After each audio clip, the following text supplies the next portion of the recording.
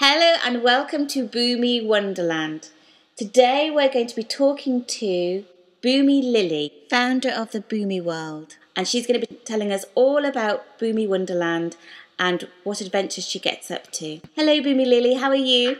Hi, I'm very well, thanks. How are you? I'm okay. And what have you been doing? I have been working a little bit on some ideas for the Bhoomies. That sounds good. Tell us a little bit about Bhoomies Wonderland and when you first came up with the idea. The Bhoomies Wonderland is where the Bhoomies that's revealed to me, where they come into being. That's where I paint them and where I write to introduce them to you and the audience.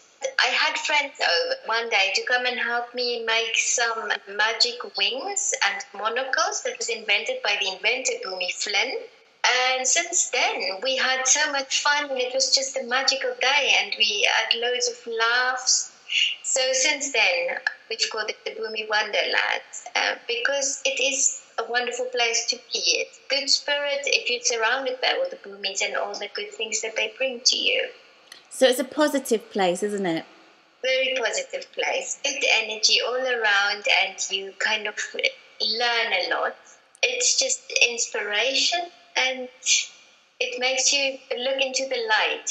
I like that. When did creativity first come into your life? So creativity and art, my first memory of learning to paint was when my sister showed me how to paint a tree with a rainbow background. And then she showed me how to draw Heidi. And as I then grew up, when I was about 14, 15, I started to take my clothes and sew apart to figure out how the sleeve would go into the dress. And then I designed my own clothes.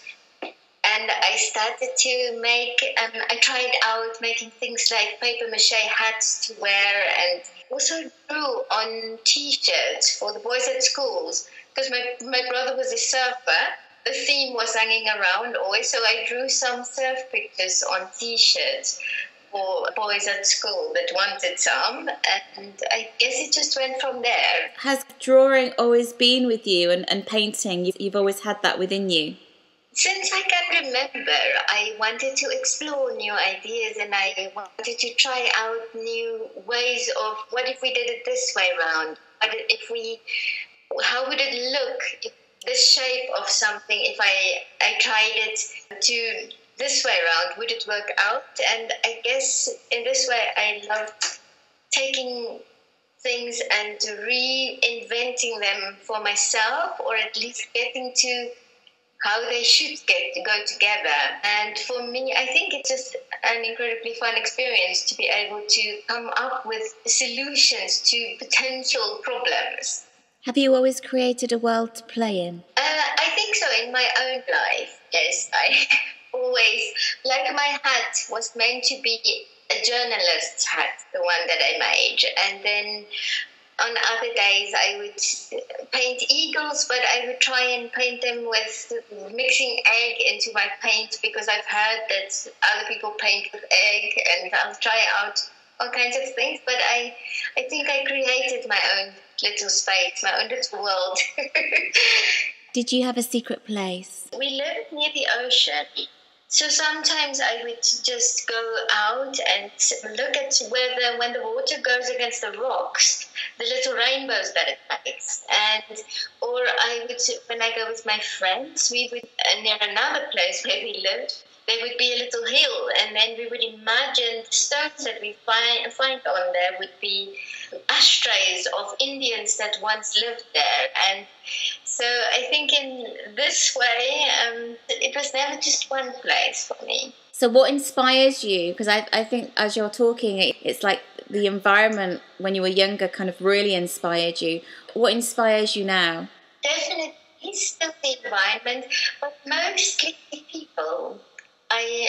I'm very interested in people and their expressions and things that are important to them. And then also I love things about the light of the idea to illustrate, to connect somehow with the Bhoomies, to connect something that would inspire possibility or kindness or good things. And I love to surround myself with this lightness, this living in the light. So is that what the Bhoomies Manifesto is about? On the website, you have a Bhoomies Manifesto, and it's really lovely, guiding people on how to be a Bhoomies.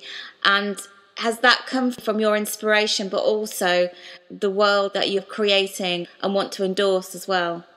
Definitely. I would say my little interviews that I would have with the Bhoomies myself, they would normally tell me what they find in their lives to be the most important things to them. So I've set the manifesto up as to what I got from the Bhoomies, how to be a Bhoomies, what are the important things in life, important things to remember, the things to surround yourself with if you want to live in the light. You recently created the Bhoomies Daisy, and this was a collaboration with a little girl called Belle. Can you tell us a little bit about how this came about and your relationship with one another? Belle is about 8. I know her from when I lived in England. And since they are on her father is working on an expat contract here in Germany at the moment, so we got to spend a lot of time together painting, and Belle loves painting as well. So, and she's very interested in Bhoomies, and she kind of came up with the idea for me, Daisy. She said that she thinks that we needed a Bhoomies called Daisy, and then I asked what the special gift would be that the Bhoomies brings to the rest of the Bhoomies, and she said, oh, it's sunshine. So Bhoomies Daisy came from her, but we decided that we will paint it together. The proceeds for the sales of Bhoomies Daisy will go to a children's charity.